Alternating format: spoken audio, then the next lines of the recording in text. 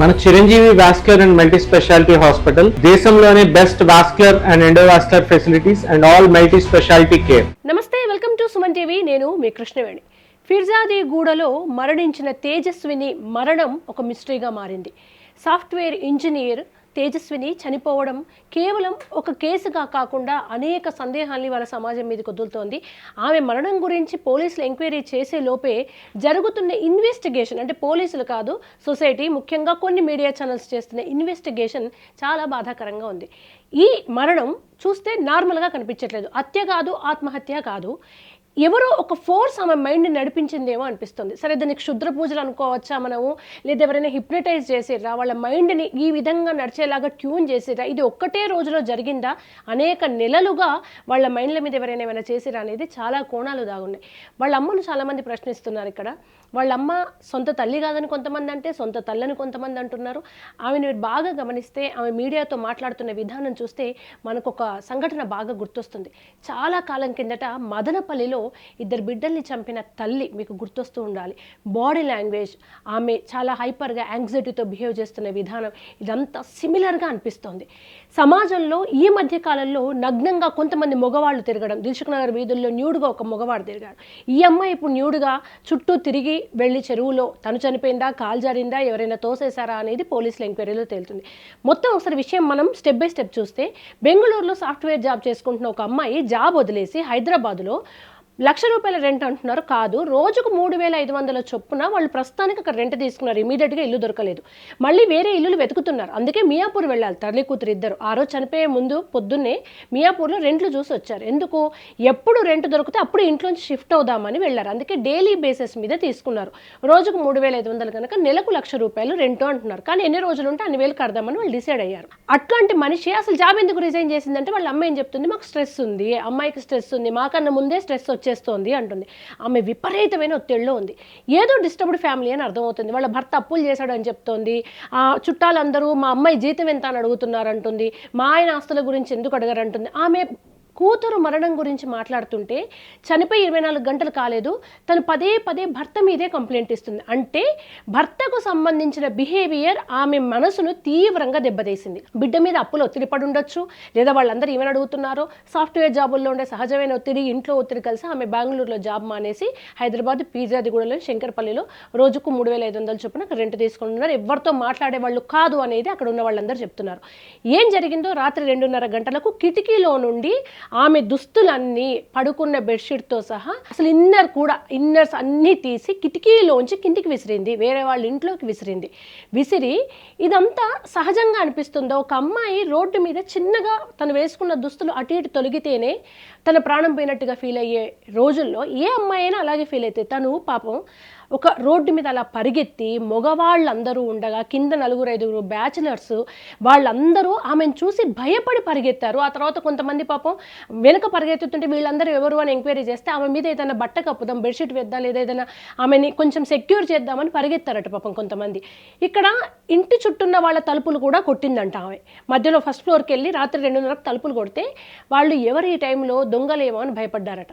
కరెక్టే, దొంగల అవునా కదా, కిటికీలోంచి చూడొచ్చు అనుకుంటే మనం ఆ ప్లేస్లో ఉన్నాం. అర్ధరాత్రి 2:30 తలుపులు కొడుతున్నారు. మనం గబగబా తలుపులు తీయము, కిటికీలు తీసి చూడం. ఒకవేళ కిటికీ తీసి చూసినా అలా ఒక అమ్మాయి అర్ధరాత్రి న్యూడ్గా ఉంటే ఎవ్వరమైనా భయపడతాం కదా. కాకపోతే తేరుకొని పోలీసులకు ఫోన్ చేస్తే బాగుండేది. ఎవరో తలుపులు కొడుతున్నారు, సరే కిటికీలోంచి చూడకుండా ఈ అర్ధరాత్రి తలుపుల సౌండ్ వస్తుందని అట్లీస్ట్ పోలీసులకు ఫోన్ చేస్తే బాగుండేది. కానీ భయపడ్డం మాత్రం తప్పు కాదు. ఆ ప్లేస్లో ఎవరున్నా భయపడతారు. ఎందుకంటే సాఫ్ట్వేర్ ఇంజనీర్లు గ్రౌండ్ ఫ్లోర్లో 4-5 ఉన్న వాళ్ళే దెబ్బగా అమ్మాయిని చూసి భయపడి పరిగెత్తారంటే, ఇంట్లో ఉన్న పెద్దవాళ్ళు, ముసలివాళ్ళు అర్ధరాత్రి 2:30 తలుపులు కొడితే సినిమా తలుపు తీసి ఎవరమ్మా అనడానికి ఆమె మైండ్ అసలే బాగాలేదు.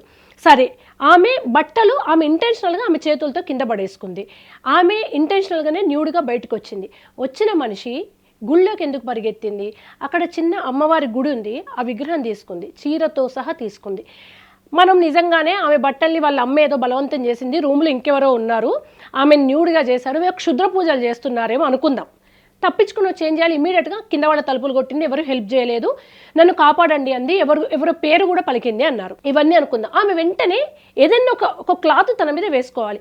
అమ్మవారి గుడికి పోతే చీర తీసుకొని చుట్టుకోవాలి కదా, గుళ్ళో కనీసం మీద వేసుకోవాలి కదా, లేదు, చీరతో సహా అమ్మవారి విగ్రహాన్ని పట్టుకు వెళ్ళి చెరువు దగ్గరికి వెళ్ళింది. చెరువులో జారిపడిందా, ఎవరైనా తోసేసారా పక్కన పెడితే, చెరువుకి జారిపడడానికి లేదు, ఇలా ఒక చిన్నది ఉంది ఇనుపది, అది దాటి దుంకి లోపలికి వెళ్తేనే పడుతుంది.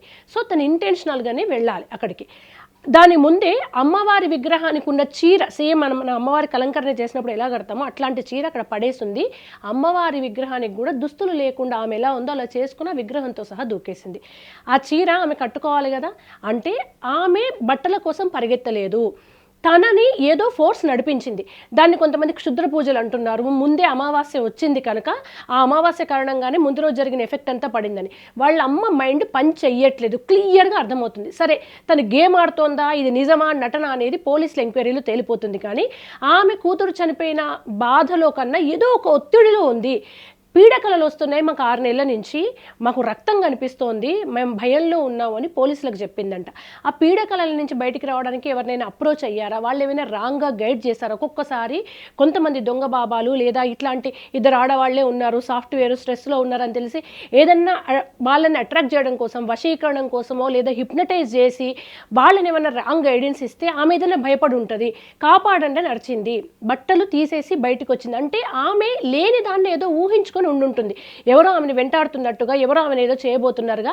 సో నాకు దేవుడు నా పక్కన ఉంటే మాత్రమే నాకు ధైర్యం అని ఫీల్ అయింది. అందుకే అమ్మవారి గుడి దగ్గరికి వెళ్ళి ఆ విగ్రహాన్ని పట్టుకుంది. అంటే చావులో కూడా నాకు అమ్మవారి తోడు ఉండాలని కోరుకుందంటే ఏదో తనని ఇబ్బంది పెడుతుంది, బాధ పెడుతుంది, తనని కాపాడేది భగవంతుడు మాత్రమే అని నమ్మింది. ఇక్కడ ఒక విషయం ఏంటంటే ఎందుకు తను బట్టలు వేసుకోలేదు, ఎందుకు అమ్మవారికి ఉన్న చీరను కూడా తీసేసింది అనేది తెలియాలంటే ఇది కంప్లీట్గా పోలీసుల ఎంక్వైరీలో ఎంత తేలాలో సైకలాజికల్గా కూడా వాళ్ళ అమ్మను ఇంటరాగేట్ చేసి అసలు ఆమెకున్న ప్రాబ్లం ఏంటి, వాళ్ళ నాన్న అసలు ఇద్దరిని ఇక్కడ ఎందుకు ఉంచాడు, వాళ్ళ నాన్న అప్పులేంటి, వాళ్ళ అమ్మ చెప్పిన దానికి వాళ్ళ నాన్న ప్రవర్తనకి ఏమైనా పొంతన ఉందా, ఇవన్నీ కనుక్కోవాలి. కానీ ప్రపంచంలో స్ట్రెస్ వల్ల సాఫ్ట్వేర్ ఇంజనీర్ అంత చదువుకున్న అమ్మాయి బెంగళూరులో జాబ్ చేసింది, ఇక్కడ ఇల్లులు వెతుకుతుంది, తనే యాప్లో వెతుక్కుని వచ్చింది, చాలా బాగున్నారు, తలుపులు పెట్టుకుని ఉండేవారంట, మధ్య మధ్యలో అరుచుకునే వాళ్ళు, గొడవలు అయ్యేవంట, ఏంట్లో ఉండవు మా గొడవలు మాకున్నాయని వాళ్ళ అమ్మ అంటుంది. కానీ ఒక అబ్నార్మల్గా అయితే పరిస్థితి కనిపిస్తోంది, ఏదో ఒత్తిడి ఉంటుంది. దయచేసి ఈ ఒత్తిడిలో భాగంగా అప్పులు ఉన్నాయనో, జాబ్ పోయిందనో, పీడకలలు వస్తున్నాయనో రాంగ్ పర్సన్స్ని ఎవరైనా అప్రోచ్ అవుతే, మీరు మదనపల్లి బ్యాచ్ కూడా బాగా గమనిస్తే వాళ్ళ వెనక ఎవరో గురువు వీళ్ళని రాంగ్గా గైడ్ చేశారు అనేది చివరికి తేలింది. ఆ కేసుని తర్వాత బయటికి రానివ్వలేదు, ఏం జరిగిందో తెలియదు. కానీ ఎందుకంటే కోర్టుల వ్యవహారం, బిజినెస్, పెద్ద పెద్ద తలలు ఇందులో ఇంక్లూడ్ అయి ఉంటాయి. దయచేసి స్ట్రెస్లో ఉన్న వాళ్ళు ఎవరైనా ఉంటే రాంగ్ గైడెన్స్ వైపు వెళ్ళకండి. అతి సర్వత్రా వర్జయేత్.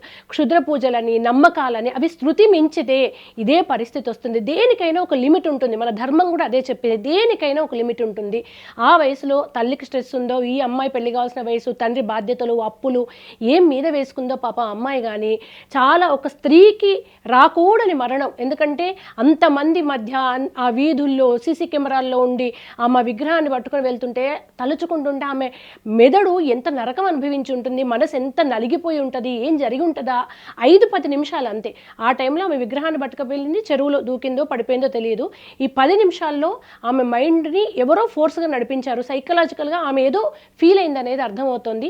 భయంగా, అనుమానంగా అనిపిస్తే ముందు జాగ్రత్తగా పోలీసులకి ఇన్ఫామ్ చేయండి. తలుపులు కొడితే తీయలేము, నిజంగా భయం అవుతుంది. కానీ అట్లీస్ట్ ఎవరో ఒకరు పోలీసులకు ఫోన్ చేస్తుంటే, అంత ఫాస్ట్గా పోలీసులు రాకపోవచ్చు, ఎక్కడో ఒక ఆశ వస్తే ఆమెను బతికించే వాళ్ళేమో అని. ఈలోపు జడ్జి చేయకుండా సమాజంలో ఉన్న వాళ్ళని అబ్జర్వ్ చేద్దాం మనం. ఎందుకంటే ఒకప్పట్లాగా కాలం లేదు. బహుశా దీని వెనుక క్షుద్ర పూజలు దాగున్నాయా, సైకలాజికల్ ప్రాబ్లం దాగుందా, హిప్నటైజ్ చేశారా ఎవరైనా, ఇవన్నీ పోలీసుల ఎంక్వైరీలో అండ్ డాక్టర్స్ పర్యవేక్షణలో తేలాలని మనస్ఫూర్తిగా కోరుకుందాం. ఏదేమైనా ఒక అమ్మాయి చాలా దారుణమైన మరణానికి లోనైంది కనుక అక్కడ ఉన్న వాళ్ళంతా భయభ్రాంతులకు లోనవుతున్నారు. ఆమె ఆత్మ శాంతించాలని మనస్ఫూర్తిగా కోరుకుందాం సుమన్ టీవీ నుంచి.